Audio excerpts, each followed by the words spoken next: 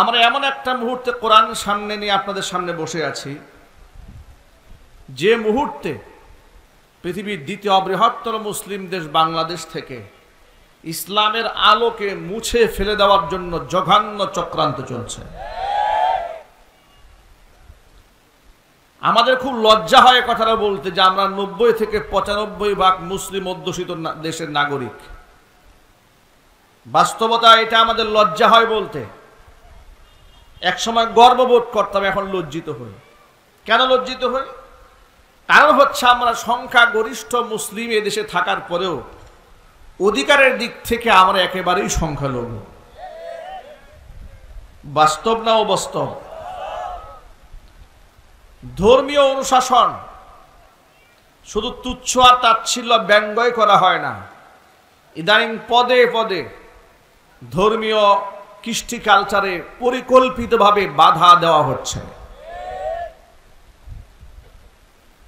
আপনারা নিশ্চয়ই খবর পেয়েছেন, প্রাচ্যের অক্সফোর্ড খ্যাত ঢাকা বিশ্ববিদ্যালয় মুসলিম নবাব সলিমুল্লাহর দানের জমিতে এই বিশ্ববিদ্যালয় গড়ে উঠেছে। মুসলমানদের ভূমিতে, মুসলমানদের দেশে, মুসলমানদের ট্যাক্সের টাকায় পরিচালিত হচ্ছে এই বিশ্ববিদ্যালয়। এই বিশ্ববিদ্যালয়ে পূজা অর্চনা হয়, বাধা নাই।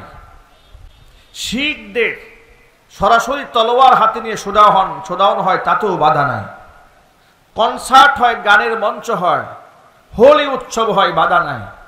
কিন্তু রোজার উৎসব করতে গেলে সেখানে যদি সেখানে ইফতার পার্টি করা হয়, সেখানে বাধা দেওয়া হয়। সলাতুল ইস্তিসকা, জ্ঞানীরা নিশ্চয় সংবাদটা পেয়েছেন। গতকালকে সলাতুল ইস্তিসকা, বৃষ্টি প্রার্থনায় নামাজের জন্য অনুমতি চাওয়া হয়েছে বিশ্ববিদ্যালয় চত্বরে। ছাত্ররা নামাজ পড়ে আল্লাহর কাছে দোয়া করবে, আল্লাহ পাক যেন রহমতের বৃষ্টি দান করেন। বিশ্ববিদ্যালয় কর্তৃপক্ষ নামাজ পড়ার পারমিশন দেন নাই। কিন্তু তার আগের দিন শিখ সম্প্রদায়ের লোকেরা তলোয়ার নিয়ে মিছিল করেছে, পারমিশন দিয়েছে। কথা খুব ঠান্ডা মাথায় বোঝার চেষ্টা করবেন কোথায় বসে আছে। ফরিদপুর মধুখালী এলাকাতে হিন্দু সম্প্রদায়ের লোকেরা 7 জন মুসলিমকে, নিরাপরাধ মুসলিমদের জম পিটান পিটিয়েছে। 2 জনকে পিটাতে পিটাতে পিটাতে পিটাতে আপন 2 ভাইকে শহীদ করে দিয়েছে। এতটুকু স্পর্ধাওয়ালা কোথায় পেয়েছে? আজকের এই দিন পর্যন্ত একজন অপরাধীও গ্রেফতার হয় নাই। ব্রাহ্মণবাড়িয়ার নাসিরনগরে একটা মন্দিরে কে বা কারা হামলা করেছিল, দেশের স্বরাষ্ট্রমন্ত্রী মন্দিরে গিয়ে হাজির হয়ে হিন্দু সম্প্রদায়কে সান্ত্বনা দিয়েছে। পুলিশ কমিশনার, আইজিপি সব চলে গেছে সান্ত্বনা দেওয়ার জন্য। কোথায় কোন পাথরের 2-1টা মূর্তি ভাঙা হয়েছিল, এটা নিয়ে তাদেরই এত দরদ উঠেছে। ফরিদপুর মধুখালীতে আমার 2টা ভাই শহীদ হয়ে গেল, একটা সান্ত্বনা বাণী পর্যন্ত দেশের হত্যাকর্তারা দিলেন না। এর দ্বারা সুস্পষ্ট প্রমাণ হয় দেশের অধিকাংশ রাজনীতিবিদ মুনাফিকের ভূমিকায় উত্তীর্ণ হয়েছে। সুতরাং এমন কঠিন বাস্তবতার সম্মুখীন যখন আমরা হয়েছি, আমাদের মনে রাখা উচিত স্বাধীনতা এবং সার্বভৌমত্বকে টিকিয়ে রাখতে গেলে আলেমদের ঐক্যবদ্ধ ভূমিকা এবং আলেমদের ডাকে আপনারা সামগ্রিকভাবে যদি সাড়া না দেন, রক্ষা করতে পারবেন না এ দেশ, রক্ষা হবে না এ জাতি, রক্ষা পাবে না কোরআন, রক্ষা পাবে না সুন্নাহ। আমি অবাক হই, এমন বিভীষিকাময় পরিস্থিতির মধ্যেও দেখি ফেসবুকে এক হুজুর আরেক হুজুরের বিরুদ্ধে পোস্ট করে। পাগলের মাথা নষ্ট হয়ে গেছে, খবর নাই, পরনের লুঙ্গি নাই, পাগড়ি কেমনে মানবে সেই চিন্তা করতেছে। এই কথা বলতে হবে, ঠিক কিনা বলে? সুতরাং এই কঠিন বাস্তবতাকে সামনে রেখে, কোরআনে কারীমকে সামনে রেখে আজকে আমরা কোরআন থেকে তাফসীর করতে বসেছি। আমরা এই কোরআনের কিছু বাস্তবতা আমাদের বাস্তব জীবনে আমরা যেন প্রতিফলিত করতে পারি কোরআন থেকে, আল্লাহ পাক তৌফিক আমাদের দান করেন। প্রিয় ভাইয়েরা আমার, আল্লাহ পাক তার মাহবুব বান্দা যারা, পেয়ারা বান্দা যারা, কোরআনে কারীমের সূরা ফুরকানে ধারাবাহিক তাদের কিছু গুণাবলী আল্লাহ বর্ণনা করেছেন। বাস্তবতার সাথে আমরা একটু মিলাবো যে আল্লাহ যা বলেছেন আমার মধ্যে তা আছে কিনা। দেখেন আল্লাহ পাক কি বলছেন, আমি রহমান, দয়াময় আল্লাহর বান্দাদের বৈশিষ্ট্য হলো, এক নাম্বার বৈশিষ্ট্য আল্লাযীনা ইয়ামশুনা আলাল আরদি হাওনা, জমিনের মধ্যে তারা যখন হাঁটে অত্যন্ত বিনয়ের সাথে তারা হাঁটে, অহংকার করে জমিনে পা ফেলে না, দম্ভ করে না, নিজেকে বড় মনে করে না। আর কোনো মূর্খ যদি তার সাথে বিতর্ক করতে চায়, সে বিশৃঙ্খলা তৈরি করে না, বিতর্কের মধ্যে নিজেকে জড়ায় না, বরং সালামা শান্তিপূর্ণ কথা বলে বিতর্ক এড়িয়ে যায়। সুবহানাল্লাহ, আল্লাহু আকবার বলেন। প্রথম বক্তব্য হচ্ছে, যারা আল্লাহর বান্দা তারা কখনো অহংকারী হবে না, নিরহংকার হবে। সুবহানাল্লাহ বলেন। সে যত বড় আলেম হোক না কেন, যত বড় পীর হোক না কেন, যত বড় দরবেশ হোক না কেন, যত বড় এমপি মন্ত্রী প্রাইম মিনিস্টার হোক না কেন, নিজেকে আল্লাহর বান্দা বান্দি যদি কেউ পরিচয় দিতে চায় তাহলে নিশ্চয়ই তাকে নিরহংকার হতে হবে। অহংকার দিলের মধ্যে সারজাররা পরিমাণও জায়গা দেওয়া যাবে না। অহংকার করা হালাল না হারাম? আরো জোরে বলেন। অহংকারের একমাত্র মালিককে আল্লাহ পাক বলেন, ওয়ালাহুল কিবরিয়াউ মা ফিস সামাওয়াতি ওয়াল আরদি, আসমানে জমিনে একমাত্র অহংকারের মালিকানা আমি আল্লাহর। হাদিস শরীফের মধ্যে এসেছে, হাদিসে কুদসি, আল্লাহর নবী বলেন, আল্লাহ পাক বলেছেন, আল কিবরিয়াউ রিদাই ওয়াল আজমাতু ইজারি, অহংকার হচ্ছে আমি আল্লাহর গায়ের চাদর, বরত্ব হচ্ছে আমি আল্লাহর পরনের লুঙ্গি। ফামান নাযাআনি আহাদান মিনহুমা কাযাফতুহু ফিন্নার, কোন ব্যক্তি যদি নিজেকে অহংকার করে বড় মনে করে, সে যেন আমি আল্লাহর গায়ের চাদর ধরে টানাটানি করে। ভাইরা, হাদিসের মধ্যে এসেছে অহংকার আল্লাহর গায়ের চাদর, বরত্ব আল্লাহর পরনের লুঙ্গি। প্রশ্ন হচ্ছে, আল্লাহ নিজের গায়ের জামা কাপড়ের সাথে এই উপমা কেন দিলেন?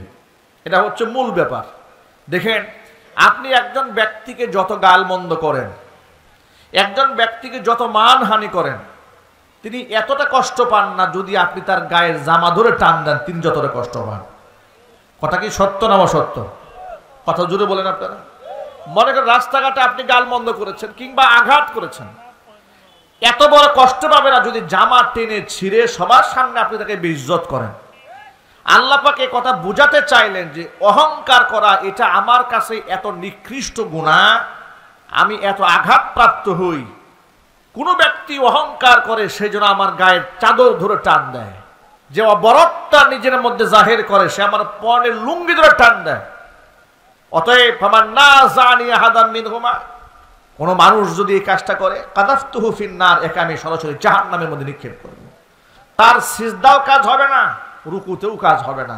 এখন প্রশ্ন হলো, অহংকার কাকে বলে? এর তো সংজ্ঞা এটা জানার দরকার আছে না নাই? সাহাবী প্রশ্ন করেন, ইয়া রাসূলুল্লাহ, কোন মানুষের স্বভাব এমন, গায়ের জামাটা অনেক সুন্দর পরে, পায়ের জুতাটা অনেক সুন্দর পরে, আল্লাহর নবী এটা কি অহংকারের আলামত নয়? নবীজি সাল্লাল্লাহু আলাইহি সাল্লাম জবাব দিলেন, মোটেও নয়।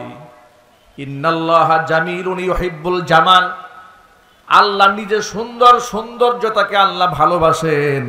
তবে অহংকারের সংজ্ঞা হচ্ছে বাতরুল হাক্কি ওয়া গামতুন নাস। অহংকার হচ্ছে বাতরুল হক, সত্যকে অস্বীকার করা, আর মানুষকে তুচ্ছ তাচ্ছিল্য জ্ঞান করা, মানুষকে নিকৃষ্ট মনে করা, অন্য মানুষকে নিজেকে খুব উঁচা মনে করা, এটাকে বলা হয় অহংকার। এটার নাম কি জুলে বলেন তো? এটা আপনার মধ্যে আছে কিনা এই রোগটা বুঝাবার জন্য একটা থার্মোমিটার দেই। জ্বর টেস্ট করার জন্য একটা মিটার আছে, ওটার নাম কি? কথা বলেন। থার্মোমিটার। এটা বুগল তলে দিলে কিংবা জিহ্বার নিচে দিলে শরীরের তাপমাত্রা উঠে না? নিজের মধ্যে অহংকার আছে কিনা এটা বুঝার জন্য একটা হাদিসের থার্মোমিটার আছে। তার মধ্যে আমার মধ্যে অহংকার আছে কিনা বুঝার উপায় কি? বুঝার উপায় হচ্ছে, যদি রাস্তায় চলার পথে আপনার মন বলে যে আমি ওকে সালাম দিব না, ও আমাকে সালাম দেবে। আপনাকে কে বলেছে বলেন তো? এটা যুবক বলে না, কে বলেছে? আপনার নফস বলেছে। নফস, নফস মানুষের এমন শত্রু, এটা ইবলিস শয়তানের চাইতেও ভয়ঙ্কর।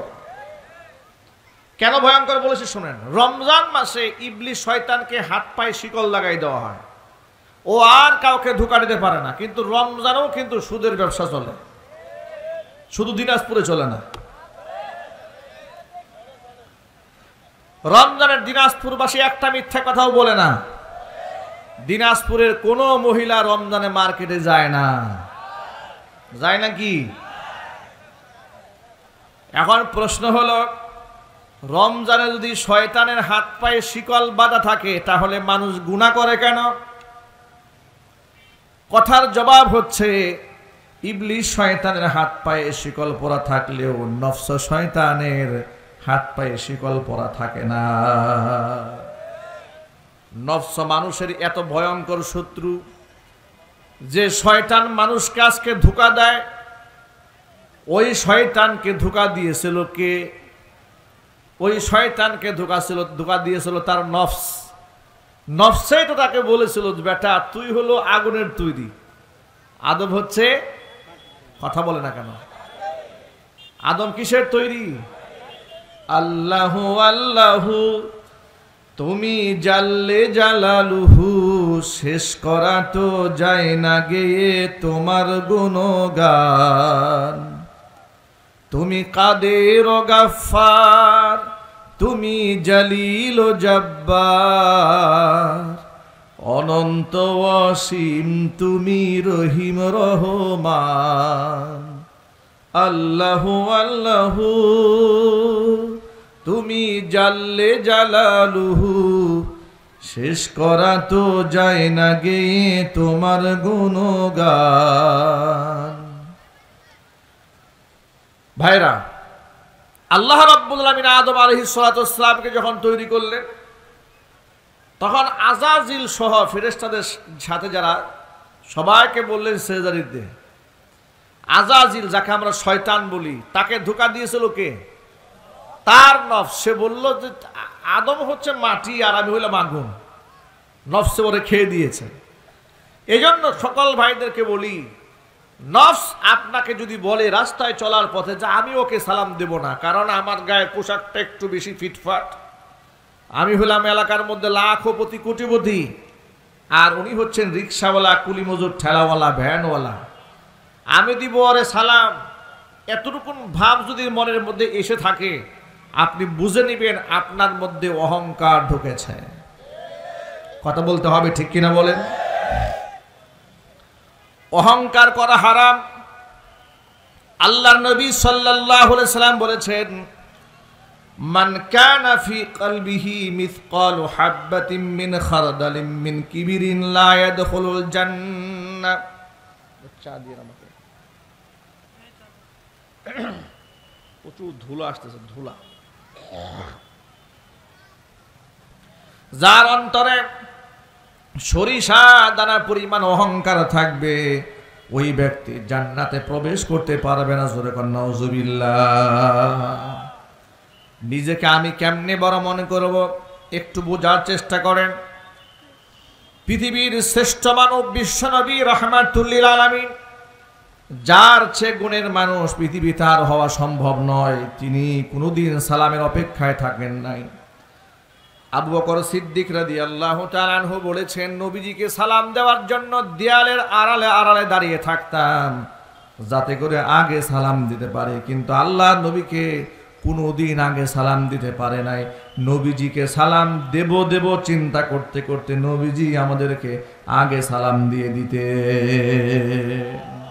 আল্লাহু আকবার বলেন। সুতরাং ভাইরা, অহংকার করার কোনো সুযোগ নাই।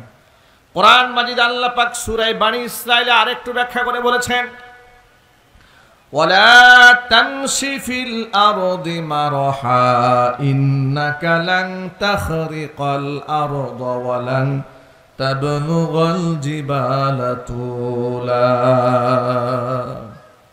জমিনের মধ্যে অহংকার করে তুমি হেঁটো না, অহংকার করে সিনা টান টান করে মাথা উঁচা করে তুমি কি বুঝাতে চাও? তোমার মাথাটা কি দিয়ে আমার পাহাড়ের সমতুল্য তুমি হতে পারবে? বলেন পারবো আমরা? আল্লাহ বলছেন তুমি তোমার কি নিয়ে অহংকার করো?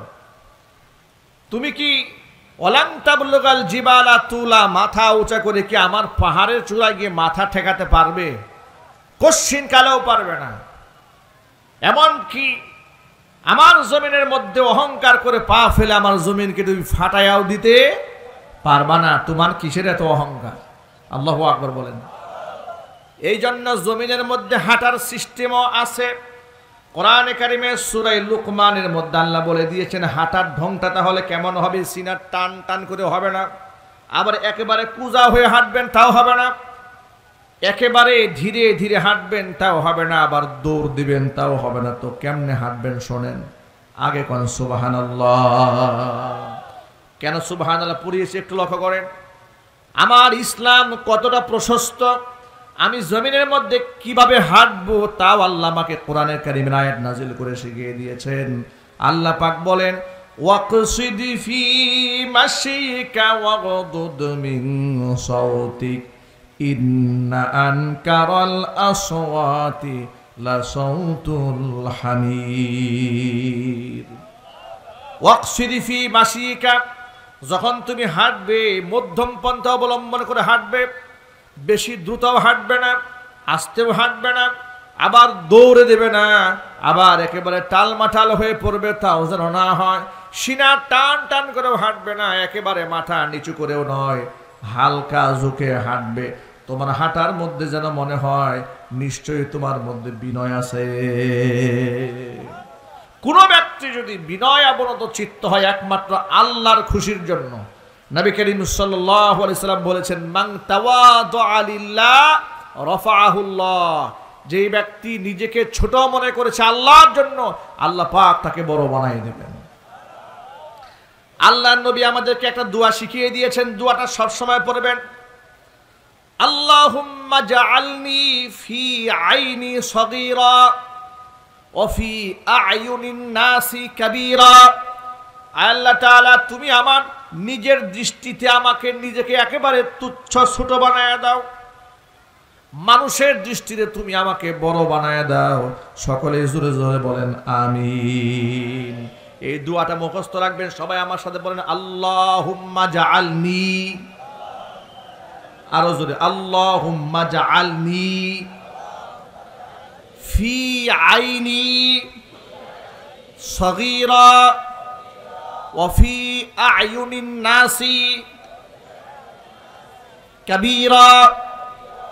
দুয়ার অর্থ হলো আল্লাহুম্মা জাআলনি, আয় আল্লাহ তুমি আমাকে বানাও, ফি আইনি সগীরা নিজের চোখে আমাকে ছোট বানাও, ওয়াফি আ'য়ুনিন নাসি কাবীরা মানুষের চোখে আল্লাহ তুমি আমাকে বড় বানায়া দাও। কত সুন্দর দোয়া। নিজেকে যেই ব্যক্তি বড় মনে করে ওই ব্যক্তি কোনোদিন বড় হতে পারে না, মানুষের সামনে লাঞ্ছিত অপমানিত হয়। অনেক লোক দেখবেন মসজিদের মধ্যে ঢুকছে, ঢোকার পরে উচ্চ আওয়াজে কথাবার্তা বলতে শুরু করে বুঝায় দেয় আমি এলাকার মাতাব্বর, মসজিদে আসছি সবাই একটু সাইড হও। কি বল, দিনাজপুরে এরকম লোক নাই?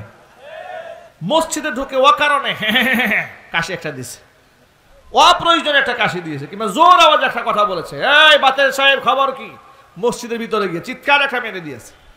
মানে উনি মসজিদে ঢুকে এমন একটা ভাব করেছে, ওনার ভাব দেখে মুসল্লিরা বুঝে ফেলছে সর্দার সাহেব আসছে। কোরআনে কারীমের মধ্যে আল্লাহ পাক এটাকে হারাম করে দিয়েছেন, খবরদার ওয়াগদুদ মিন সাউতিক, তোমার কণ্ঠের আওয়াজের মধ্যে তুমি বিনম্রতা আনবে, নম্র ভাষায় তুমি কথা বলবে। মনে রেখো চিৎকার মারলেই উচ্চ আওয়াজ দিয়াই বড় লোক হওয়া যায় না, সম্ভ্রান্ত হওয়া যায় না, সম্মানিত হওয়া যায় না। ইন্না আনকারাল আসওয়াত লা সাউতুল হামির, একেবারে গাধার আওয়াজ হচ্ছে সবচেয়ে নিকৃষ্ট আওয়াজ। যেই ব্যক্তি অকারণে উচ্চ বাচ্চ করে কথা বলে মানুষের সামনে নিজেকে বড় বানাবার জন্য, আল্লাহ পাক তার আওয়াজকে গাধার আওয়াজের সাথে তুলনা করেছেন। চিৎকার দেখুন, নওজুবিল্লাহ। সুতরাং নিজের আলাদা কিছু বোঝাবার জন্য আমরা কেউ উঁচা আওয়াজে কথা বলবো না। আল্লাহ বুঝার তৌফিক দান করেন। তাহলে আমরা শিখে নিয়েছি, নিজেকে মনে করব আমরা ছোট, অন্য সবাইকে আমরা বড় মনে করব। আর নিজের অহংকার দূর করার জন্য ছোট্ট একটা আমল শিখায় দে হাদিস থেকে। নবীজি সাল্লাল্লাহু আলাইহি সাল্লাম বলেছেন, মান বাদাআ বিস সালামি ফাকাদ বারিআ মিনাল কিবরি। যেই ব্যক্তি আগে সালাম দেয় ওই ব্যক্তি অহংকার থেকে মুক্ত হয়ে যায়। যত ভাইরা এখানে এসেছেন আজকের পর থেকে সবাই আমরা আগে সালাম দেব ইনশাআল্লাহ, বলেন।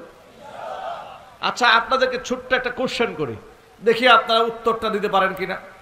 পৃথিবীর সবচেয়ে উত্তম জায়গা কোনটি? মাশাআল্লাহ, দিনাজপুরবাসী ফার্স্ট ক্লাস ফার্স্ট। প্রশ্ন করা মাত্র জবাব চলে আসছে। পৃথিবীর সবচেয়ে উত্তম জায়গা কোনটি?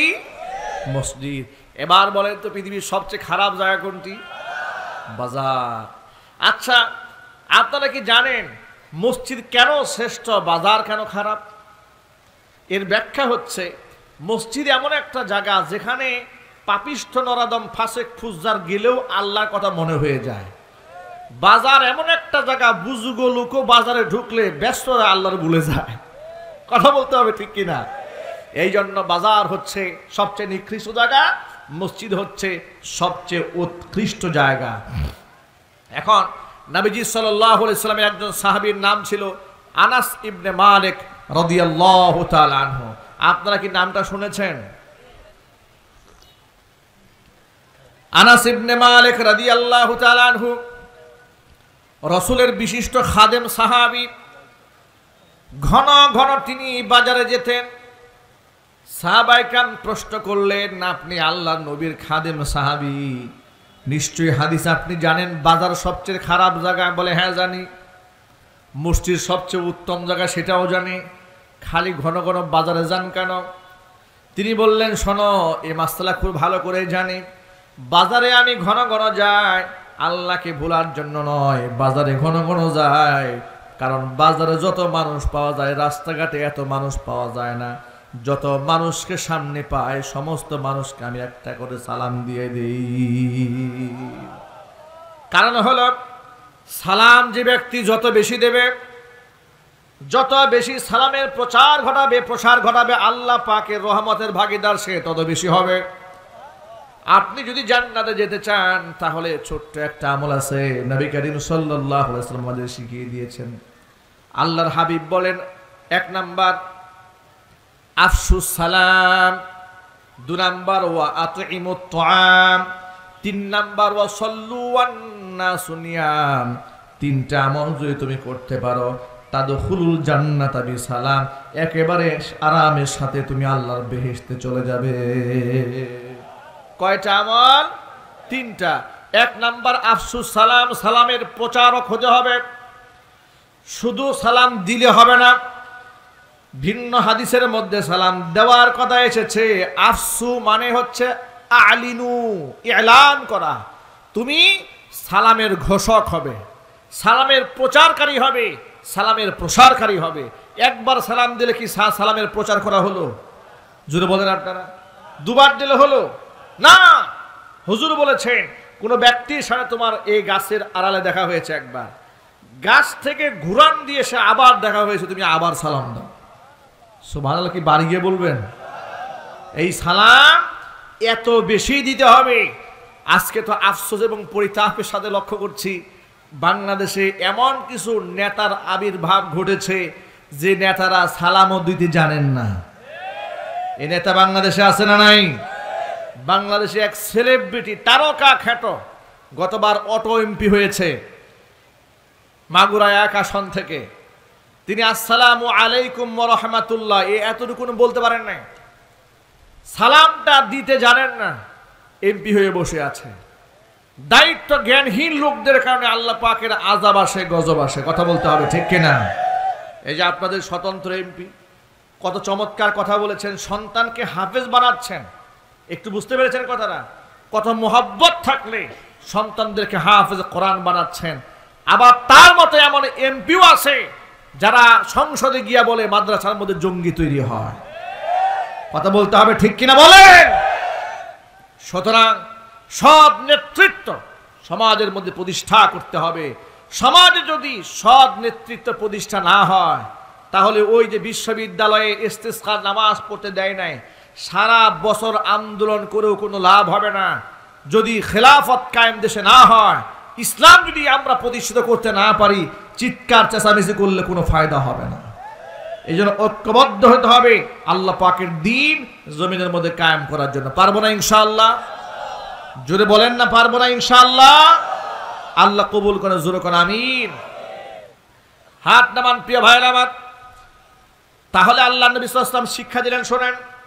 1 নাম্বার আফসুস সালাম, সালামের প্রচার ঘটাও।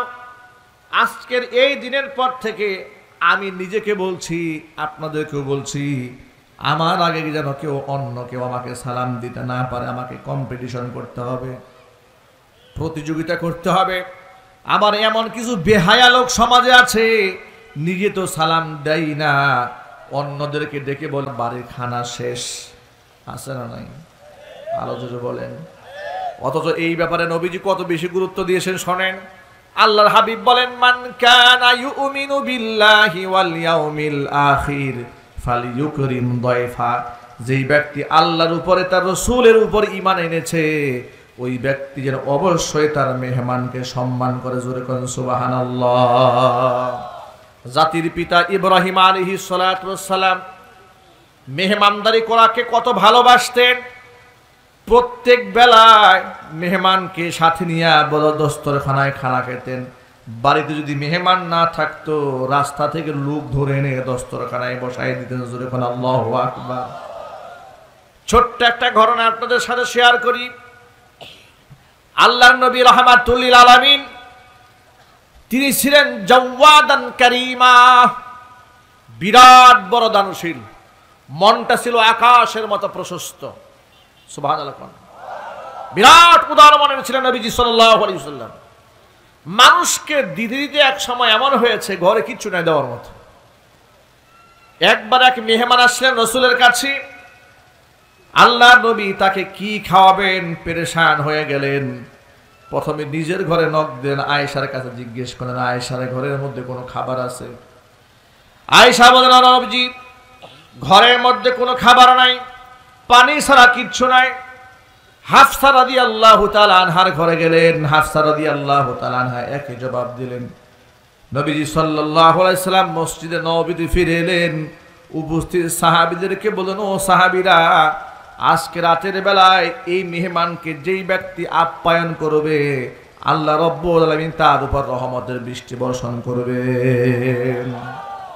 এই কথা শোনা মাত্র পিছন দিক থেকে একজন আনসারী সাহাবী হাত তুলে, ইয়া রাসূলুল্লাহ, আমি তারে আপ্যায়ন করব, আমার সাথে আমার বাড়িতে পাঠায়া দেন, আমি তাকে মেহমানদারি করব। এবার আনসারী সাহাবী মুসাফির মেহমানকে সাথে নিয়ে বাড়ির দিকে রওনা হয়ে গেলেন। কিন্তু আবেগে হাত তুলেছেন আল্লাহর রহমত পাওয়ার আশায়, কিন্তু ঘরের মধ্যে মেহমানকে খাবার দেওয়ার মতো কিছু আছে না নাই তার খবর নাই। বাড়িতে গেলেন, মেহমানকে ঘরে এক কোনায় বসায় রাখলেন, স্ত্রীকে ডাকলেন, ঘরে খাবার আছে। স্ত্রীর জবাব দেয়া বলেন, আল্লাহর কসম, শিশু বাচ্চার খাবার ছাড়া আমার আপনার খাবার খাওয়ার মতো কোনো খাবার ঘরের মধ্যে নাই।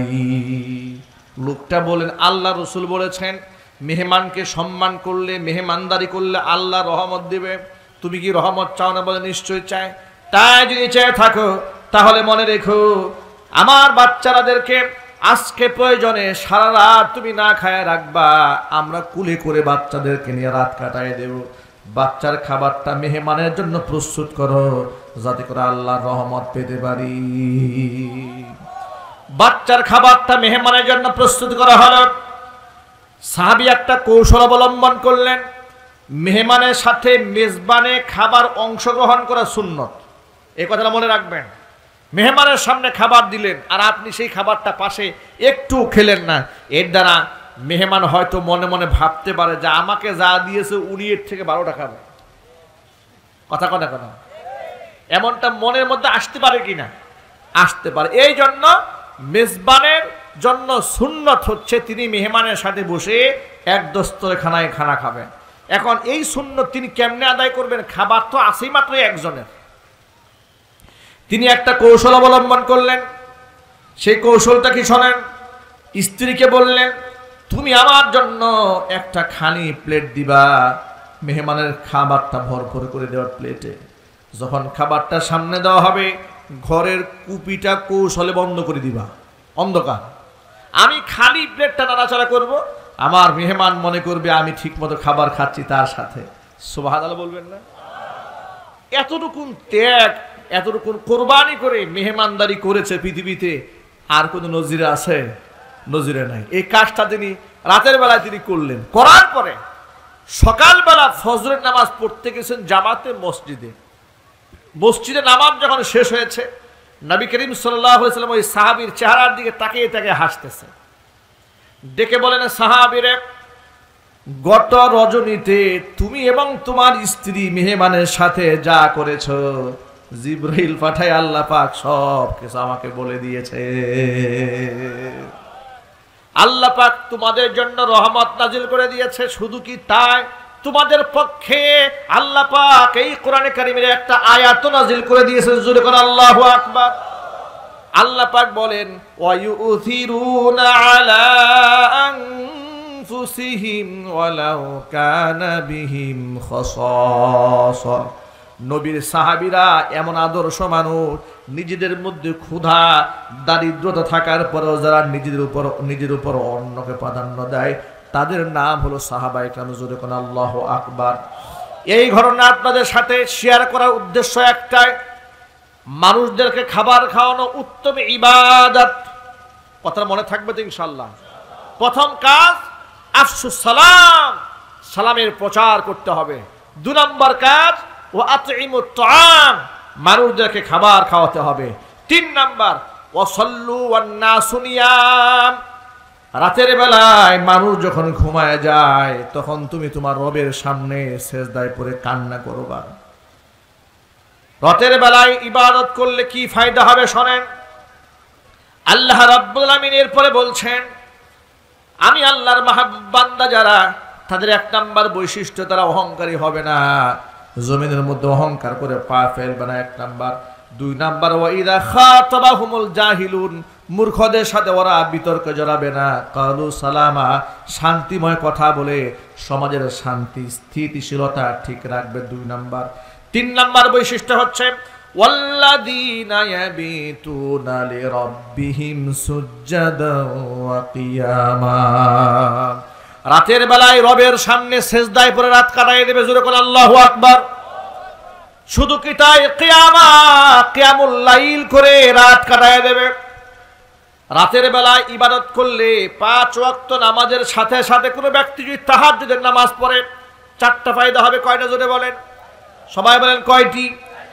1 নাম্বার ফায়দা হচ্ছে রাতের বেলায় তাহাজ্জুদের নামাজ যে বান্দা পড়ে, আল্লাহ পাক তার জিন্দেগীর গুনাহ খাতাগুলো মাফ করে দেয়। 2 নাম্বার হচ্ছে আল্লাহ পাক দুনিয়াতে তার মর্যাদা আকাশচুম্বী বাড়ায়া দেয়।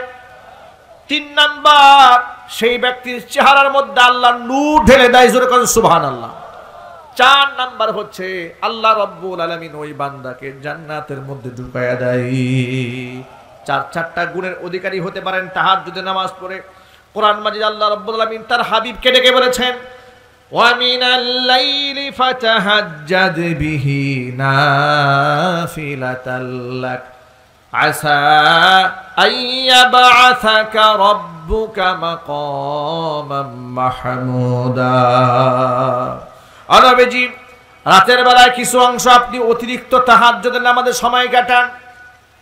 যদি আপনি তাহাজ্জুদের নামাজে সময় কাটান, আসা, অবশ্যই, যদিও আসা শব্দ ব্যবহৃত হয় সম্ভাবনা বোঝাবার ক্ষেত্রে, আল্লাহর শানে যখন আসা ব্যবহৃত হয় তখন নিশ্চিত বোঝানো হয় নিশ্চয় আপনার রব আমি আল্লাহ আপনাকে মাকামে মাহমুদে পৌঁছায় দেব। জোরে কোন সুবহানাল্লাহ। মাকামে মাহমুদ কাকে বলে?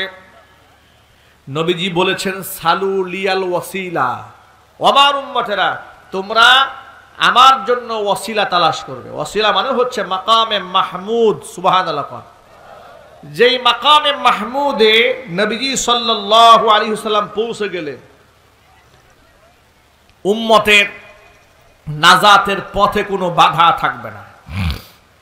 আল্লাহর সাথে নবী কি সাল্লাল্লাহু আলাইহি সাল্লামের সাথে মহান রবের একটা চুক্তি আছে। কার চুক্তি আছে বলেন তো? আল্লাহর একটা চুক্তি আছে।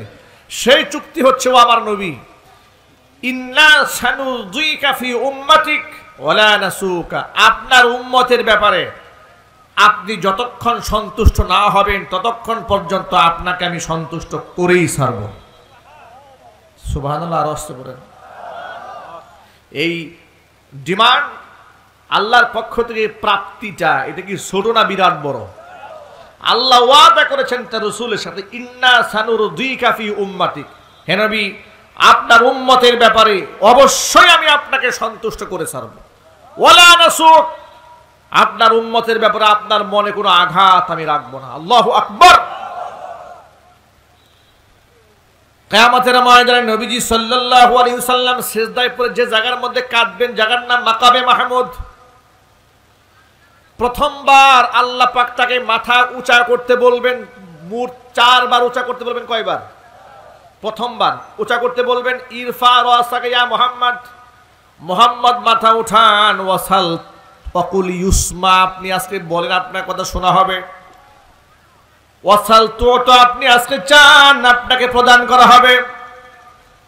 ওয়াসফা তুসাফা, আপনি সুপারিশ করুন মঞ্জুর করা হবে।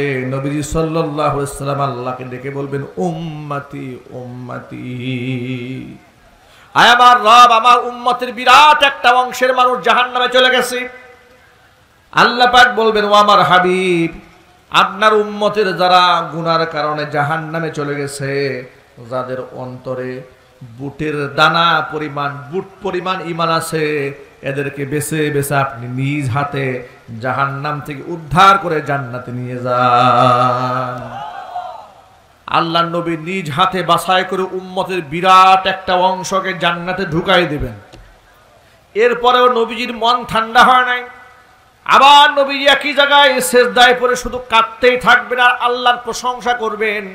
যে ভাষায় নবীজি সাল্লাল্লাহু আলাইহি সাল্লাম আল্লাহর প্রশংসা করবেন, আল্লাহর হাবিব বলেন, ওই শব্দগুলা দুনিয়াতে আমাকে শেখানো হয় নাই, পরকালে আল্লাহ পাক আমার অন্তরের মধ্যে ঢেলে দিবেন। ওই বাণীগুলা দিয়া আমি আমার মনিবের প্রশংসা করব। দ্বিতীয়বার আবার আমাকে মাথা উঠাতে বলবেন, ইয়া মুহাম্মদ ইরফা রাসাকা, মুহাম্মদ মাথা উঠান। ওয়াকুল ইউসমা, আপনি বলেন আপনাকে শোনা হবে। ওয়াসাল তো আপনি চান আপনাকে প্রদান করা হবে। ওয়াসফা তুসাফা, সুপারিশ করে মঞ্জুর করা হবে। নবীজি সাল্লাল্লাহু আলাইহি ওয়াসাল্লাম দ্বিতীয়বার আবার বলবেন, উম্মতি উম্মতি, আয় আল্লাহ আমার উম্মতরা জাহান্নামে আছে। আল্লাহ পাক বলবেন, ও আমার হাবিব, এবার যাদের অন্তরে বুটের দানার চাইতে কম ঈমান আছে এদেরকে বাছাই করেন।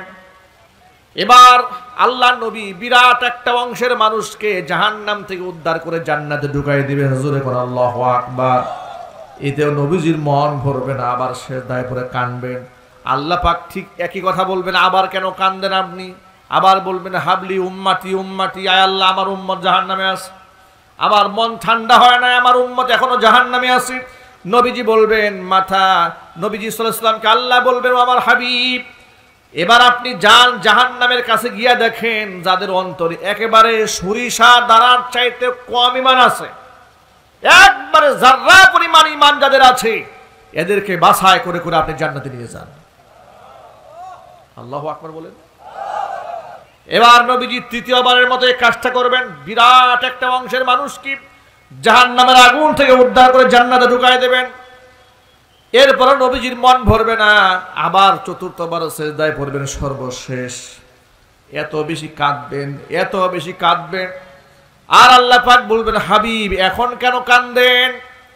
নবীজি মাথা উঁচা করতে বলা হবে, নবীজি মাথা উঁচা করবেন। আল্লাহ পাক বলবেন, চান আপনাকে দেওয়া হবে, সুপারিশ করেন মঞ্জুর করা হবে।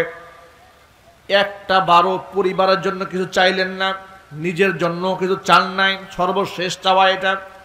সর্বশেষ নবীজি বলেন, আল্লাহ একটা ডিমান্ড আপনার কাছে আছে, এরপরে আপনার কাছে আমি আর কিছুই চাবো না, একটা জিনিস চাই। কয়টা জিনিস?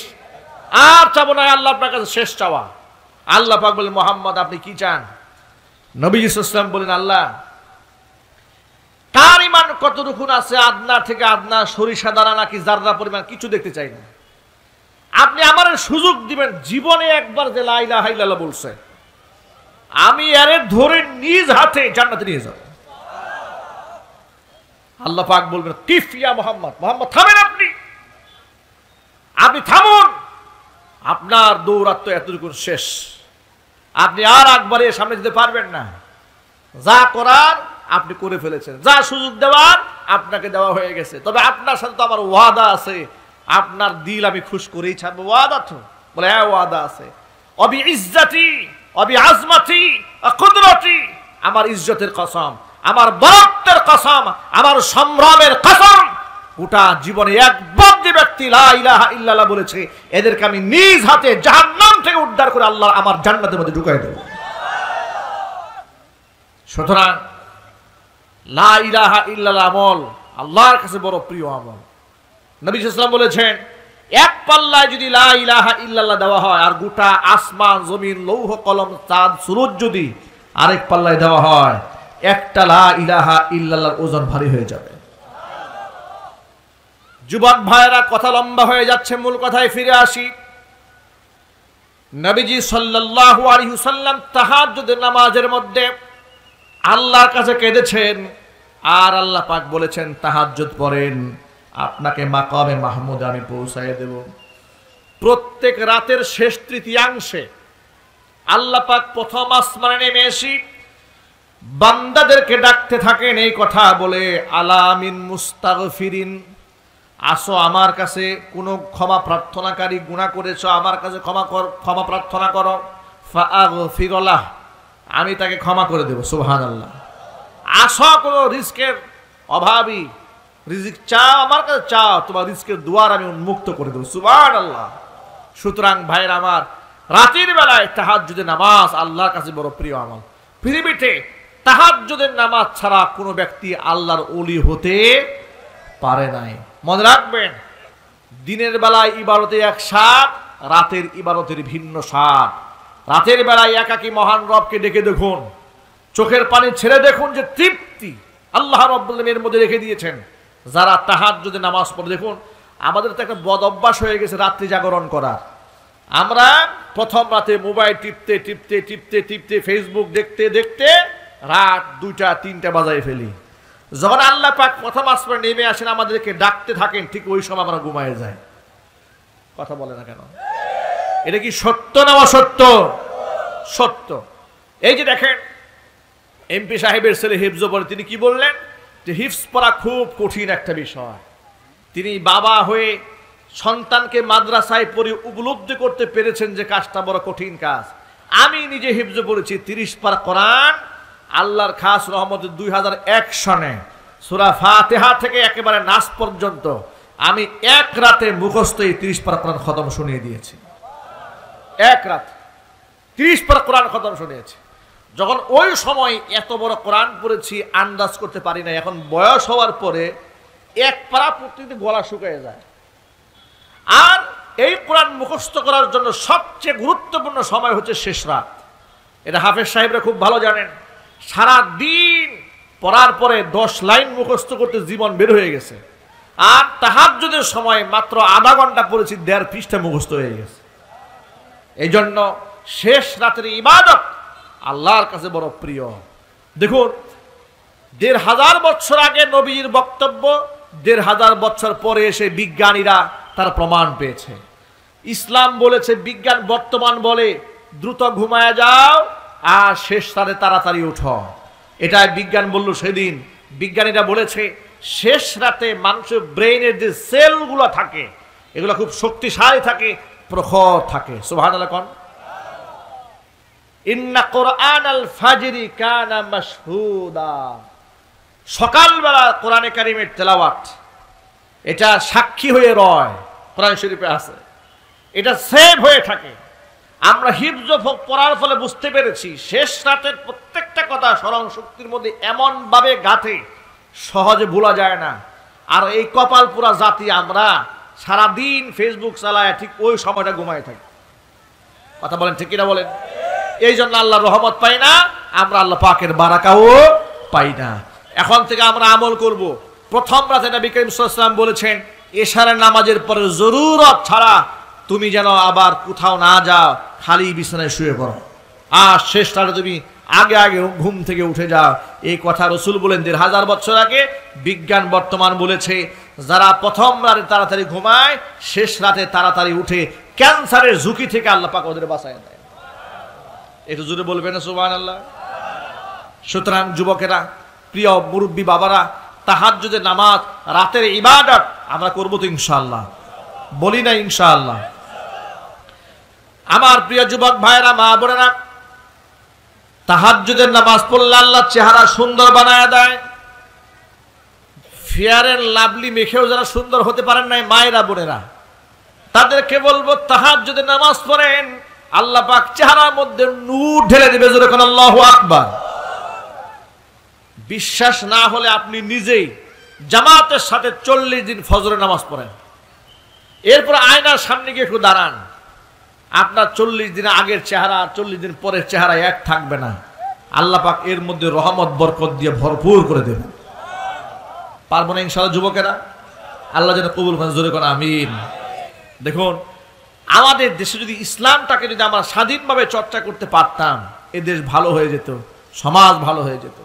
কিন্তু আফসোস কি জানেন, একটা কোরআনে কারিমের তাফসীর মাহফিল করতে গেলে এখানে পারমিশন, সেখানে পারমিশন নাও, অমুকের কাছে যাও, তমুকের কাছে যাও, এক পর্যায়ে গিয়ে বলে পারমিশন হবে না। বাস্তবতা এই দেশে আছে না নাই? একটু জোর আওয়াজ বলতে হবে, আছে না নাই? আমাদের বক্তব্য বড় স্পষ্ট। আমাদের ভিতরকার ভেদাভেদগুলো আমরা ভুলে যেতে চাই।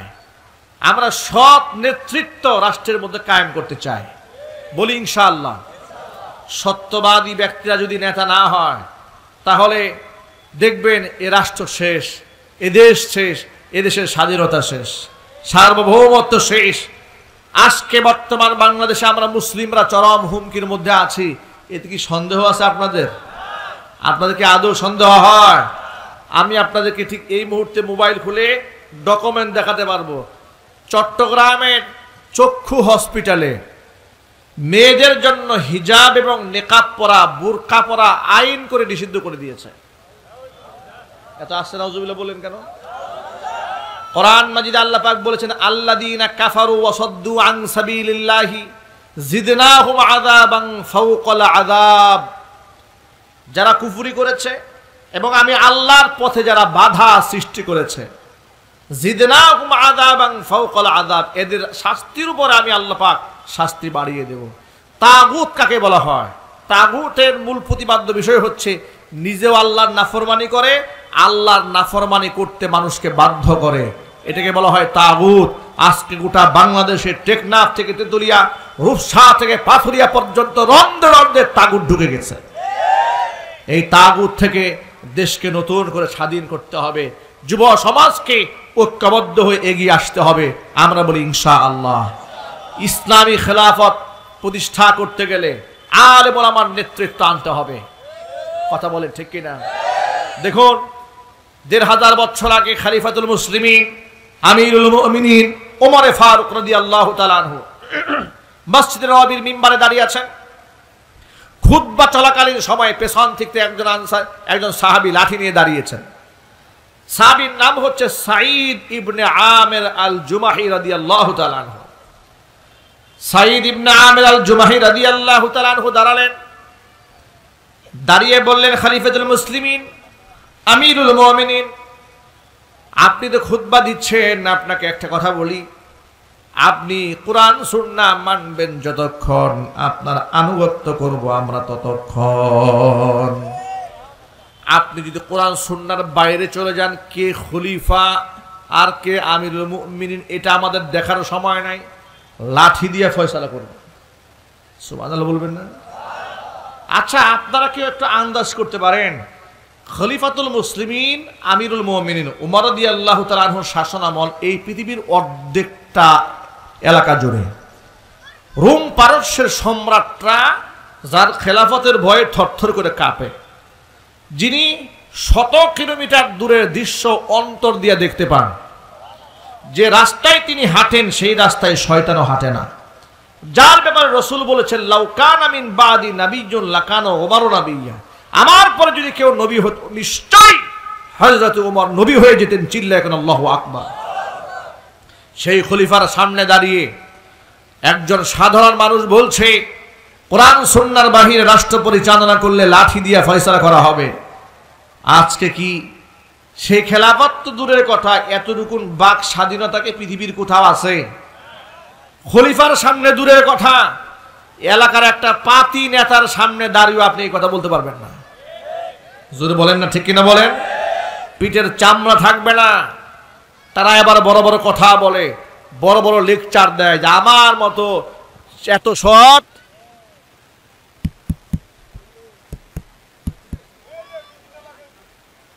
কারেন্ট আসছে? আচ্ছা, আলহামদুলিল্লাহ বলেন। কারেন্ট আসছে, ঠিক কিনা বলেন? একবার আমাদের 14 গোষ্ঠী উদ্ধার করে ছাড়বে।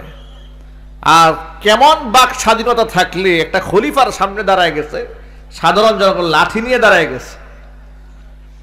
এ কথা শোনার পরে হযরত ওমর তাকে গালমন্দ করেন নাই, বকাও দেন নাই, ধমকও দেন নাই, বরং খুশি হয়ে গেছেন। খুশি হয়ে নামাজ শেষ করে সাঈদ ইবনে আমিল জুমাহকে ডেকে বলছে, সাঈদ শোনো, কুফা অঞ্চলে দীর্ঘদিন ধরে ওই এলাকার লোকেরা আমার কাছে একজন ভালো গভর্নর চাচ্ছে, খলিফা চাচ্ছে, কিন্তু ওই এলাকার যে গভর্নর যাকে দিয়েছি তার ব্যাপারে এলাকার জনগণের হাজারটা অভিযোগ। তার পরিবর্তে আমি সেই এলাকার গভর্নর হিসেবে, শাসক হিসেবে আমি তোমাকে সেখানে পাঠাতে চাই। এই কথা শোনা মাত্র হযরতে সাঈদ ইবনে আমিল আল জুমাহি আনন্দে আত্মহারা হয়ে একবার উল্টে পড়ছেন নাকি।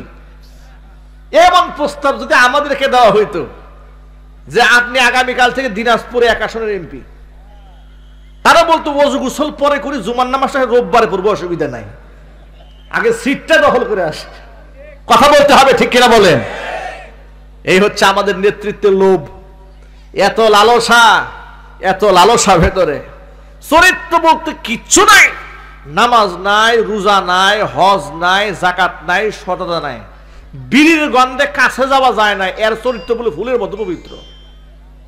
কথা বলেন, ঠিক কিনা বলেন? নামাজ পড়া নাই 1 ওয়াক্ত, গাঁজা খাই 5 ওয়াক্ত। এমন নেতা নাই বাংলাদেশে? মাঝে মাঝে ভিডিও ভাইরাল হয় এদের। আল্লাহ তুমি এই ধরনের জালেম থেকে দেশকে হেফাজত করো। খলিফা দাঁড়ালেন। খলিফা যখন বললেন যে আপনাকে কুফার গভর্নর বানায় দেওয়া হবে, তিনি বললেন, আমিরুল মুমিনিন, আপনার কাছে আমি মাপ চাই। এই গুরুদায়িত্ব আমার কাছে কোনোভাবেই নেওয়া সম্ভব নয়। তবে হ্যাঁ, আপনি যদি আমাকে ইখতিয়ার দেন, ইচ্ছা করলে নিতেও পারি, নাও নিতে পারি, ঐচ্ছিক যদি হয় তাহলে মাপ চাই, নেব না। আর যদি আপনার পক্ষ থেকে হুকুম হয় তাহলে আপনি খলিফার হুকুম পালন করা ফরজ। ওমর রাদিয়াল্লাহু তাআলা আনহু বললেন, আমি আপনার ইখতিয়ার দেই নাই, আমি আপনাকে হুকুম করেছি আপনাকে খলিফা হয়ে অবশ্যই যেতে হবে কুয়াইফা অঞ্চলে। আল্লাহু আকবার। কুয়াইফা অঞ্চলের গভর্নর হিসেবে তিনি চলে গেলেন, দায়িত্ব পালন করলেন টানা 1 বছর। 1 বছর দায়িত্ব পালন করার পরে খলিফা গোয়েন্দা নিয়োগ করলেন এলাকার মানুষের কাছ থেকে তথ্য তালাশ করার জন্য। আগের খলিফার ব্যাপারে, গভর্নরের ব্যাপারে তো হাজারটা অভিযোগ ছিল যে নতুন গভর্নর পাঠালাম, তার ব্যাপারে কোনো অভিযোগ আছে নাকি? যারা গিয়েছে তথ্য নেওয়ার জন্য তাদেরকে বলে দিয়েছে, তোমরা যখন কুয়াইফা অঞ্চল ভিজিট করে মদিনায় আসবা, আসার সময় ওই এলাকার দরিদ্র মানুষের একটা তালিকা করে নিয়ে আসবা। সারা এলাকা ঘুরে দরিদ্র মানুষের একটা তালিকা তৈরি করে ওমরের হাতে তারা উঠিয়ে দিয়েছে। ওমর রাদিয়াল্লাহু তাআলা আনহু তালিকা পড়লেন। তালিকার মধ্যে দেখতে পেলেন একটা নাম আছে, সাঈদ। তিনি জিজ্ঞেস করলেন, এটা কোন সাঈদ? গোয়েন্দা বিভাগের লোকেরা বলছেন, খলিফা, 1 বছর আগে যাকে আপনি কুফা নগরীর কুয়াইফা অঞ্চলের গভর্নর বানিয়ে পাঠিয়ে দিয়েছিলেন, যে আবু সাঈদ ইবনে আমির আল জুমাহিকে, ইনি হচ্ছেন ওই সাঈদ। ওই এলাকায় তার চেয়ে দরিদ্র মানুষ আর কেউ নাই। এই হচ্ছে ইসলামী খলিফাদের সোনালী অতীত। আল্লাহু আকবার বলেন। আর সেই খেলাফতের কথা শুনলেই এদেশের রাম এবং বামেরা মাথা নষ্ট হয়ে যায়।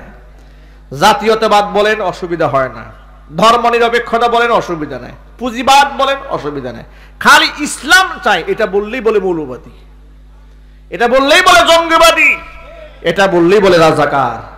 কথা বলতে হবে, ঠিক কিনা বলেন? এসব বলে কোনো লাভ হবে না। এই দেশের চক্রান্ত আগেও হয়েছে, বর্তমানেও হচ্ছে, ভবিষ্যতেও হবে। কিন্তু এদেশে মুসলমানদের সংখ্যাও কমে নাই, মসজিদ মাদ্রাসাও কমে নাই। মাদ্রাসা বন্ধের ষড়যন্ত্র যত বেশি হয়েছে, এদেশে তত বেশি মাদ্রাসা প্রতিষ্ঠিত হয়েছে। বর্তমানে এদেশের জনগণ মাদ্রাসার প্রতি এমন ঝুঁকা ঝুঁকছে, প্রাইমারি স্কুল খালি। শিক্ষামন্ত্রী নিজে বলতে বাধ্য হয়েছে যত্রতত্র মাদ্রাসা হওয়ার কারণে প্রাইমারি স্কুলে ছাত্র কমে যাচ্ছে। আমরা মাননীয় মন্ত্রী মহোদয়কে অত্যন্ত শ্রদ্ধার সাথে বলবো, মাননীয় মন্ত্রী মহোদয়, যত্রতত্র মাদ্রাসা হওয়ার কারণে আপনার প্রতিষ্ঠান থেকে ছাত্র কমে নাই, আপনার প্রতিষ্ঠান থেকে ছাত্র কমেছে ধর্ম বাদ দিয়া কুফুরি শিক্ষা ব্যবস্থা ঢুকাবার কারণে। এদেশের সচেতন মুসলিম জনগণ যখন দেখেছে আপনারা সন্তানদেরকে আলুর ভর্তা বানানো শিখাচ্ছেন, যখন এদেশের গার্জিয়ানরা দেখেছে সন্তানদেরকে শরীফ থেকে শরীফা হওয়ার গল্প শেখানো হচ্ছে, ছিল পুরুষ হয়ে গেছে নারী, যন্ত্রপাতি সব ঠিক আছে, শুধু কাপড় চেঞ্জ করলেই নাকি নারী হয়ে যায়। ঘৃণার সাথে কর নাউজুবিল্লাহ। এটা কি কোনো ভালো সভ্য সমাজে মানতে পারে? মানতে না পারলে কি হবে? জাফর ইকবালরা তো বইয়ের মধ্যে ঢুকিয়ে দিয়েছে। এটা বন্ধ করার জন্য আমরা আন্দোলন করেছি, গোটা দেশের মধ্যে তুলকালাম হয়েছে, কিন্তু মুনাফিকদের কারণে গল্পটা বাদ দেওয়া যায় নাই। সেদিন পত্রিকাতে পেয়েছি শরীফ থেকে শরীফা হওয়ার গল্প বইয়ের পাতায় থেকেই গেল। চিৎকার দেখো নাউজুবিল্লাহ। আপনারা একটু বিনয়ের সাথে আপনাদেরকে জিজ্ঞেস জবাব দিয়ে বলেন তো, আপনার এলাকার একটা ছেলে 20 বছর 22 বছর ছেলে ছিল, হঠাৎ করে সে যদি বলে আমি আজকে থেকে শরীফ থেকে শরীফা, রহিম থেকে আজকে থেকে আমি রহিমা হয়ে গেলাম, কি তাহলে কি মানবেন? চিৎকার দিয়ে এখন মানবেন? কিন্তু এই আপনি যেন মানতে বাধ্য হন, এই দেশে আইন করার জন্য প্রসেস চলছে। মনে রাখবেন, এটা যদি আমরা রোধ করতে না পারি তাহলে কওমে লুতের কর্মকাণ্ড বাংলাদেশে সম্পাদিত হবে। কিভাবে? এই ছেলেটা নিজেকে মেয়ে দাবি করলো, আসলে তো সে মেয়ে নয়, কিন্তু সে মেয়ের পোশাক পরেছে। তাকে যদি রাষ্ট্র নারী হিসেবে স্বীকৃতি দেয় তাহলে তো বিবাহের অধিকারও দিতে হবে, ঠিক কিনা? আর বিবাহ করবে কাকে? একটা ছেলেকেই বিবাহ করবে, সে যদি নিজেকে মেয়ে দাবি করে। কিন্তু আপনারা বলে সে কি আসলে মেয়ে? তাহলে ছেলে হয়ে ছেলেকে বিবাহ করা হলো। এটা হচ্ছে ঘুরায় পেঁচাইয়া সমকামিতা বাংলাদেশে ঢুকায় দেওয়ার জন্য ষড়যন্ত্র করা হলো। মনে রাখবেন, মুসলিমদের দেশে সমকামিতা যারা বাস্তবায়ন করতে যাবে তাদের দাঁত ভাঙ্গা জবাব দেওয়ার জন্য এদেশের যুব সমাজ প্রস্তুত আছে। আমি দেখেছি টেকনাফ থেকে তেতুরিয়া, রূপসা থেকে পাথুরিয়া পর্যন্ত ঘুরে দেখেছি, এদেশের মুসলিম তাওহিদি জনতা এই ব্যাপারে একমত। নিজে 5 ওয়াক্ত নামাজ পড়ুক আর না পড়ুক, কোরআন সুন্নাহ মানুক আর না মানুক, কোরআন সুন্নাহর বিরুদ্ধে কোনো আইন হবে আর কেউ কোনো কথা বলবে, এদেশের মুসলমানদের গায়ে এক বিন্দু রক্ত থাকতে বরদাস্ত করা হবে না। সুতরাং শরীফ থেকে শরীফা হওয়ার গল্প বইয়ের পাতা থেকে বাদ দিতে হবে। একই পক্ষে আপনারা কি আছেন কিনা দুহাত দেখতে চান? আল্লাহ আমাদের ঐক্যবদ্ধ প্রচেষ্টাকে কবুল করেন, সকলে জোরে করেন আমিন। হাত নামান। যুবক ভাইয়েরা আমার, খলিফা হযরত ওমর রাদিয়াল্লাহু তাআলা আনহু শুনতে পেলেন ওই এলাকাতে যে শাসক আছে সাঈদ ইবনে আমির আল জুমাহির চেয়ে হত দরিদ্র আর কেউ নাই। এই কথা শুনে তিনি আবেগ আপ্লুত হলেন, নিজ চোখে দৃশ্য দেখার জন্য হাজির হয়ে গেলেন কুফা অঞ্চলে। সেখানে গিয়ে তিনি নামাজ আদায় করলেন, উপস্থিত লোকদের কাছ থেকে কুশলাদি বিনিময় করলেন। নামাজ শেষ করে উপস্থিত জনতার সামনে সাঈদ ইবনে আমির আল জুমাহিকে দাঁড় করিয়ে দিয়েছে। দাঁড় করিয়ে দিয়ে বলছে, ওই এলাকার জনগণ, তোমরা আমার কাছে খলিফা চেয়েছিলে 1 বছর আগে, আমি খলিফা পরিবর্তন করে সাঈদকে পাঠিয়ে দিয়েছিলাম। তোমরা বলো এই খলিফার ব্যাপারে তোমাদের কোনো অভিযোগ আছে? তারা বলল হ্যাঁ আছে। মুখের উপরে হযরত ওমর ঘাবড়ে গেলেন, এত ভালো একজন মানুষকে পাঠালাম, তার বিরুদ্ধে অভিযোগ? বলে হ্যাঁ অভিযোগ আছে। কি অভিযোগ? 1 নম্বর অভিযোগ, প্রত্যেক দিন সকালবেলা অফিসে আসতে দেরি হয়। 2 নম্বর অভিযোগ, রাতের বেলায় এশারের নামাজের পর থেকে ফজর পর্যন্ত কাউকে তিনি সময় দেন না, 2 নম্বর অভিযোগ। 3 নম্বর অভিযোগ, প্রত্যেক শুক্রবারে সকাল থেকে শুরু করে জুমা পর্যন্ত কারোর সাথে দেখাই করেন না। 4 নম্বর বড় গুরুতর অভিযোগ হচ্ছে, প্রত্যেক শুক্রবারে তিনি তো শুধুমাত্র দেরি করে আসেন তা নয়, মাঝে মাঝে সেন্সলেস হয়ে যান। রাষ্ট্রের প্রধান তিনি যদি হঠাৎ করে একেবারে সেন্সলেস হয়ে যান, মাথায় পানি দিতে হয়, শরীর পা তেল মালিশ করতে হয়, এরপরে তার হুঁশ ফিরে আসে, তাহলে এই খলিফা দিয়ে আমাদের কেমনে চলবে? এই 4টা প্রশ্ন জনগণের সামনে তাকে করা হলো। ওমর রাদিয়াল্লাহু তাআলা আনহু সাঈদ ইবনে আমির আল জুমাহিকে জিজ্ঞেস করলেন, সাঈদ, তোমার ব্যাপারে যে 4টা প্রশ্ন উত্থাপন করা হয়েছে, অভিযোগগুলো কি সত্য কিনা? তিনি বলেন, আমিরুল মুমিনিন, অভিযোগগুলো 100% সত্য।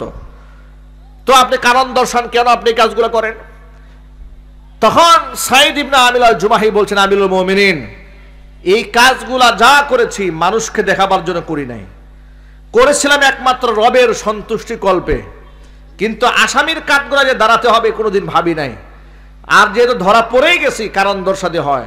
আমার বিরুদ্ধে প্রথম অভিযোগ, সকালবেলা অফিস আসতে দেরি হয় কেন? শোনেন, আমি একেবারেই দরিদ্র মানুষ, আটা কেনার টাকা আমার কাছে নাই, গম কেনার টাকা নাই, জবের দাম কম সেটা আমি কিনি। জব থেকে যে আপনার জবের আটা যে বের করতে হয়, এটা পিসার জন্য আমার কাছে জাতাও নাই।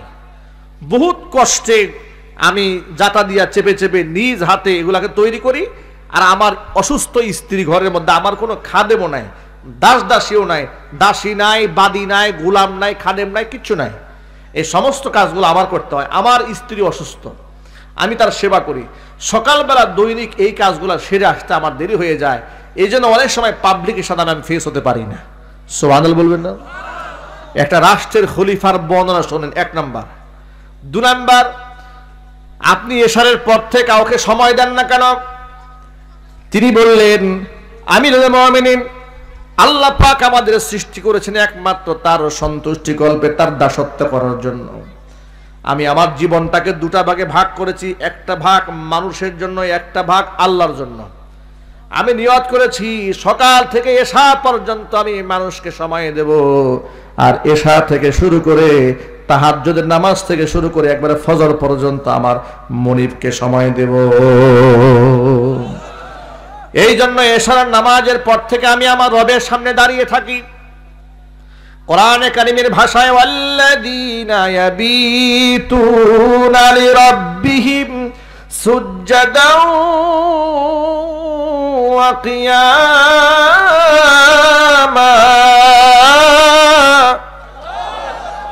আল্লাহ পাক বলেন, রাতের বেলায় রবের সামনে সিজদায় পড়ে থাকে, দাঁড়িয়ে দণ্ডায়মান থাকে, তারা আমার মাহবুব পিয়ারা বান্দা। সাঈদ ইবনে আমির আল জুমাহি বলেন, এই হচ্ছে আমার 2 নম্বর প্রশ্নের জবাব। 3 নম্বর প্রশ্ন করা হলো, জুমার দিন আমার দেরি হয় কেন? আমিরুল মুমিনিন, আমার গায়ে যে পরনের পোশাক আপনি দেখতে পাচ্ছেন, এই পোশাক ছাড়া আমার আর কোনো জামা নাই।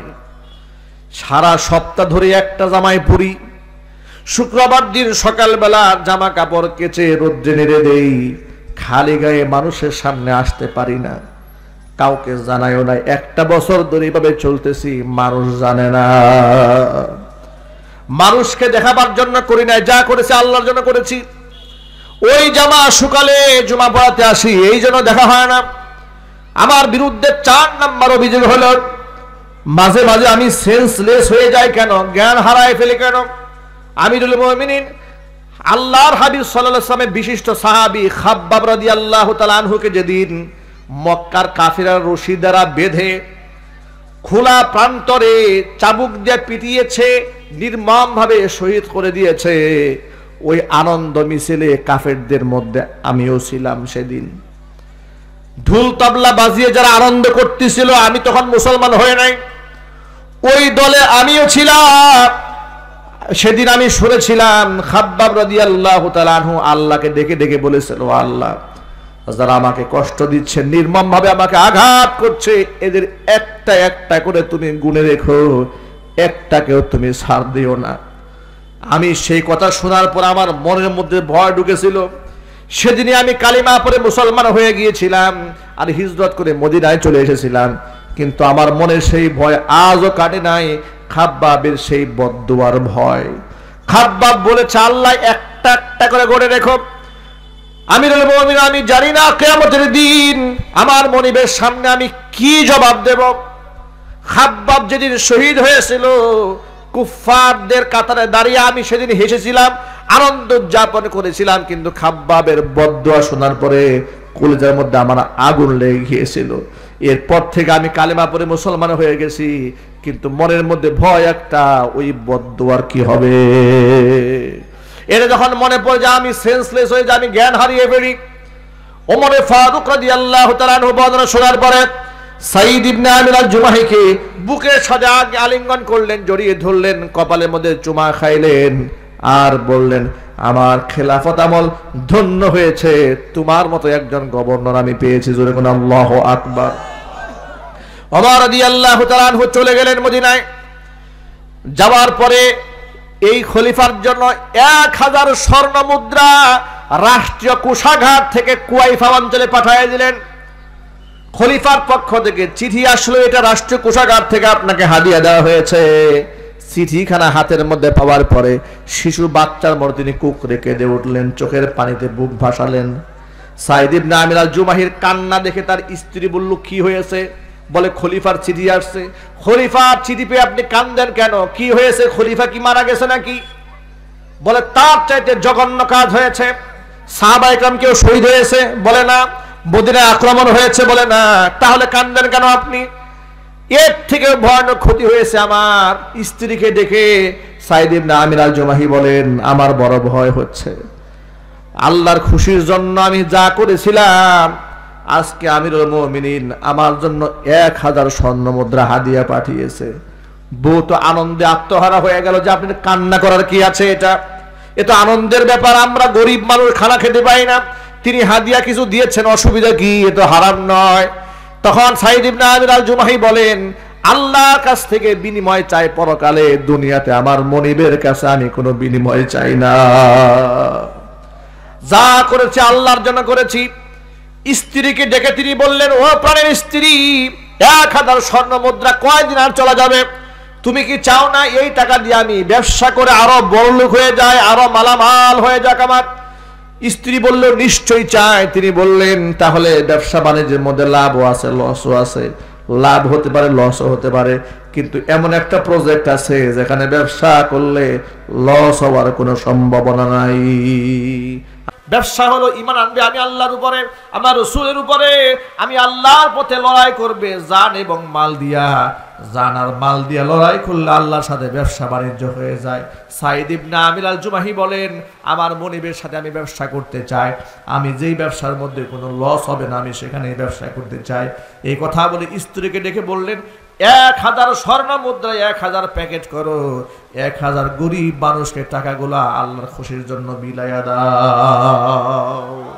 আল্লাহু আকবার বলেন। প্রিয় ভাইরা, বুঝার চেষ্টা করেন, এই ছিল ইসলামী শাসন ব্যবস্থা, ইসলামী খেলাফতের সোনালী অতীত, স্বর্ণ উজ্জ্বল অতীত, গৌরব উজ্জ্বল অতীত। আর আজকে গোটা পৃথিবীর মুসলিমরা খেলাফত হারিয়ে লাঞ্ছিত, অপমানিত, অবহেলিত, পদদলিত। সন্দেহ আছে? কথা বলে, সন্দেহ আছে? বাংলাদেশের মুসলমানদের সংখ্যা গরিষ্ঠতা থাকার পরেও আমরা আজকে সংখ্যালঘু। তা যদি না হতো, বিশ্ববিদ্যালয়ে সলাতুল ইস্তিসকা নামাজ হবে না। যদি মুসলমানের এসে প্রকৃত 90% থাকতো, কারো বাবার সাহস ছিল না নামাজে বাধা দিতে। কথা বলতে হবে, ঠিক কিনা বলেন? এদেশে মুসলমানদের সংখ্যার চেয়ে বর্তমানে মুনাফিকের সংখ্যা বেড়ে গেছে। সুতরাং যুবক ভাইদেরকে বলছি, তবে যত কিছুই হোক না কেন হতাশ হওয়ার কিছু নাই, ভয় পাওয়ার কোনো কারণ নাই। রাত্রি যত গভীর হয় প্রভাত তত ত্বরান্বিত হয়। যেহেতু অনেক জুলুম হয়েছে, নির্যাতন হয়েছে, অনেক আলেম ওলামা পীর বুজুর্গ এই দেশের মাটিতে রক্ত দিয়েছে, জীবন দিয়েছে, শাহাদাত বরণ করেছে ইসলামের জন্য, সে সমহান আদর্শ এই জমিনে প্রতিষ্ঠিত হবেই হবে ইনশাআল্লাহ। বলেন না ইনশাআল্লাহ? সুতরাং যুব সমাজকে এগিয়ে আসতে হবে আমলের মাধ্যমে, সুন্নাহর মাধ্যমে কম্পিটিশন করতে হবে। ফরজ নামাজ, ফরজ ইবাদত বাদ দিয়ে আমাকে আল্লাহর ওলি হওয়ার সুযোগ নাই, দিনের কর্মী হওয়ার কোনো সুযোগ নাই। আজকের পর থেকে এক ওয়াক্ত নামাজও আমাদের কাজা হবে না ইনশাআল্লাহ। রাজি আছেন না ভাই? কারা কারা রাজি আছেন? হাত দেখি তো ইনশাআল্লাহ। আল্লাহ তুমি সকলকে 5 ওয়াক্ত নামাজি হিসেবে কবুল করে নাও। রাসূলের সুন্নাহ মোতাবেক জীবন যাপনের তৌফিক দান করো। সৎ নেতৃত্ব প্রতিষ্ঠায় এগিয়ে আসার তৌফিক দান করো। আমার নেতা হবে নামাজি নেতা, কথা বলতে হবে ঠিক কিনা? কোনো বেনামাজির পেছনে যাব না, সুদখোরের পেছনে ঘুরব না, ঘুষখোরের পেছনে চলব না, লম্পট বেনামাজির প্রশংসা করব না। বলি ইনশাআল্লাহ। মনে রাখবেন, প্রশংসা হবে কার? প্রশংসা হবে কার? এই জমিনে যখন ফাসেকের প্রশংসা হয়, বেনামাজির প্রশংসা হয়, সুদখোরের প্রশংসা হয়, ঘুষখোরের প্রশংসা হয়, মিথ্যাবাদীর প্রশংসা হয়, হাদিসে এসেছে ইদা মুদিহাল ফাসিক ইহতাজ্জালাহু আরশুর রহমান, আল্লাহর আরশ তখন গুসায় থরথর করে কাঁপতে থাকে। সুতরাং কোন ফাসিকের প্রশংসায় জীবন অতিবাহিত করতে চাই না, প্রশংসা করব মহান আল্লাহ রব্বুল আলামিনের। সুতরাং আমার আজকে মূল আলোচনা বিষয় হচ্ছে আল্লাহ পাকের মাহবুব পিয়ারা বান্দাদের কোনো অহংকার থাকবে না, অহংকার মুক্ত জীবন যাপন করবে। 2 নাম্বার, অযথা বাগ বিতণ্ডায় জড়াবে না। 3 নাম্বার, আল্লাহ সুবহানাহু ওয়া তাআলার সামনে রাতের বেলায় তাহাজ্জুদে সময় কাটাতে হবে। পারবো না ইনশাআল্লাহ? এই কাজগুলো আমরাও করব, আমার মা বোনদেরকে আমরা করতে বলবো। আল্লাহ রাব্বুল আলামিন যেন আমাদের সকলকে কথাগুলো মেনে চলার তৌফিক দান করেন। আজকের পর থেকে রাতের বেলায় খুব দ্রুত ইশারের নামাজ পড়ে ঘুমিয়ে যাব, শেষ রাতে আমরা তাড়াতাড়ি করে উঠবো। আল্লাহ পাক আমাদের সকলকে কবুল করেন, মঞ্জুর করেন। বয়ানে বসার সাথে সাথেই এক ভাই স্লিপ ধরিয়ে দিয়ে বলেছে, আসসালামু আলাইকুম। ওয়ালাইকুম আসসালাম রহমতুল্লাহ। হুজুর, সবিনয় নিবেদন, আমাদের সকলের আবদার আপনার কণ্ঠে আজান শুনতে চায়। সকল শ্রোতা, এদিকে সকল শ্রোতা বলেছে। আসলে গভীর রাতে, এখন রাত 1টা বাজে। রাত কয়টা বাজে? 1টা। কোন দিক দিয়ে 1টা বাজলো বুঝলাম না কিছু। অনেক রাত, অনেক গভীর হয়ে গেছে। আজান তো পুরো শোনা যাবে না, 1 কোলে শোনা, 2 1 কোলে শোনাচ্ছে। আল্লাহু আকবার, আল্লাহু আকবার,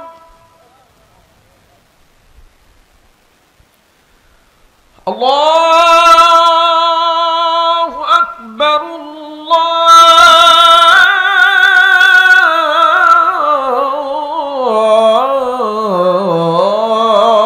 আল্লাহু আকবার।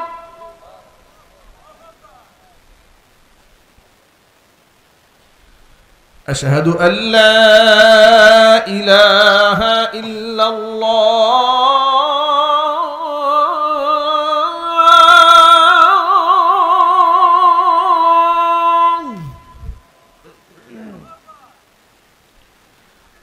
أشهد أن لا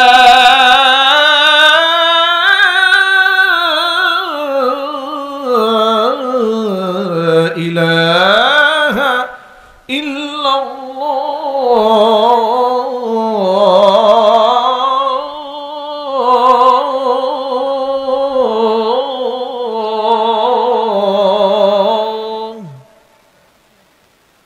আজানের ধ্বনিটি এই পর্যন্ত। রাত গভীর, মাইকের আওয়াজ যাচ্ছে কয়েক কিলোমিটারে। যারা ঘুমিয়ে পড়েছিল ফজর মনে করে লাফ দিয়ে উঠছে, তাকায় দেখে রাত 1টা বাজে, আর খালি গালি দিচ্ছে কোন মুয়াজ্জিন পাগল হয়েছে। শুধু আপনাদের আবদার একে বসার সাথে সাথে দিয়ে দিয়েছিল আমার এখানকার যুবক ভাইরা। এই আজানের প্রতি আমাদের যে ভক্তি মহব্বত, আল্লাহ যেন নামাজের প্রতি শ্রদ্ধা আরো বাড়ায় দেন। আজকে এতক্ষণ পর্যন্ত আপনাদের সামনে যে কথাগুলো বলেছি, সবার আগে আল্লাহ তাআলা আমাকে, এরপর আমার ভাইদেরকে, আমার মা বোনদেরকে আমল করার তৌফিক দান করেন।